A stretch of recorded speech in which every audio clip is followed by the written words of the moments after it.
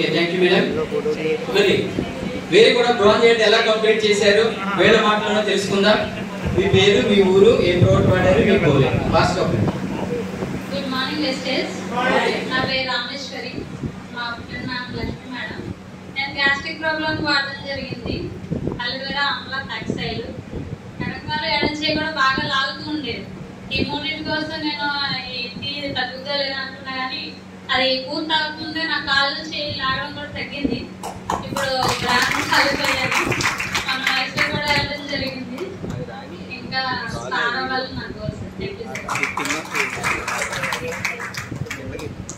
Good morning వెస్టర్స్.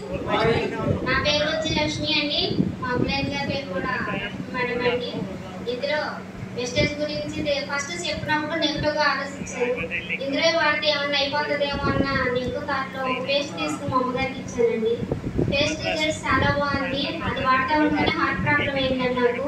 విజయవాడలో join చేయమన్నారు. Urgent గా తీసుకెళ్ళి జాయిన్ చేయకపోతే చాలా ప్రాబ్లం అవుతుందని చెప్పారు.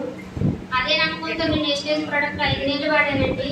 ఒక్క రోజు కూడా ఇంగ్లీష్ మెడిసిన్ వేసుకోకుండా వెస్టేజ్ ప్రోడక్ట్ వాడడం వల్ల నా వాల్ క్లియర్ అయింది.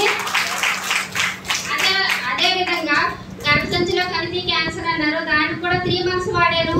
ఇదే ప్రోడక్ట్ వాడాను. ఇంగ్లీష్ మెడిసిన్ జోలికి వెళ్ళలేదు. నాకైతే వెస్టేజ్ లో నమ్మకం వచ్చింది.